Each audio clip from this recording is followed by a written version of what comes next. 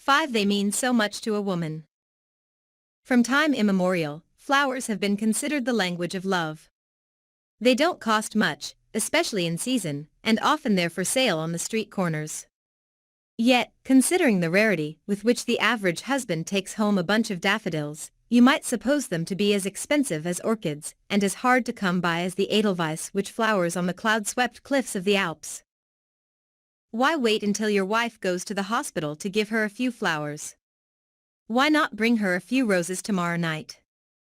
You like to experiment. Try it. See what happens. George M. Cohan, busy as he was on Broadway, used to telephone his mother twice a day up to the time of her death. Do you suppose he had startling news for her each time? No, the meaning of little attentions is this: it shows the person you love that you are thinking of her, that you want to please her, and that her happiness and welfare are very dear and very near to your heart. Women attach a lot of importance to birthdays and anniversaries. Just why, will forever remain one of those feminine mysteries. The average man can blunder through life without memorizing many dates, but there are a few which are indispensable: 1492, 1776, the date of his wife's birthday, and the year and date of his own marriage. If need be, he can even get along without the first two, but not the last. Judge Joseph Sabath of Chicago, who has reviewed 40,000 marital disputes and reconciled 2,000 couples, says, trivialities are at the bottom of most marital unhappiness. Such a simple thing as a wife's waving goodbye to her husband when he goes to work in the morning would avert a good many divorces. Robert Browning, whose life with Elizabeth Barrett Browning was perhaps the most idyllic on record, was never too busy to keep love alive with little tributes and attentions. He treated his invalid wife with such consideration that she once wrote to her sisters, "And now I begin to wonder naturally whether I may not be some sort of real angel after all." Too many men underestimate the value of these small, everyday attentions.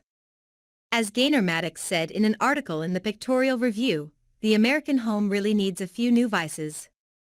Breakfast in bed, for instance, is one of those amiable dissipations a greater number of women should be indulged in. Breakfast in bed to a woman does much the same thing as a private club for a man. That's what marriage is in the long run, a series of trivial incidents. And woe to the couple who overlook that fact. Edna St. Vincent Millay summed it all up once in one of her concise little rhymes. "'Tis not love's going hurts my days, but that it went in little ways." That's a good verse to memorize. Out in Reno, the courts grant divorces 6 days a week, at the rate of 1 every 10 marriages. How many of these marriages do you suppose were wrecked upon the reef of real tragedy? Mighty few, I'll warrant. If you could sit there day in, day out, listening to the testimony of those unhappy husbands and wives, you'd know love went in little ways. Take your pocket knife now, and cut out this quotation. Paste it inside your hat or paste it on the mirror, where you will see it every morning when you shave. I shall pass this way but once, any good, therefore, that I can do or any kindness that I can show to any human being, let me do it now. Let me not defer nor neglect it, for I shall not pass this way again. So, if you want to keep your home life happy, Rule 5 is, pay little attentions.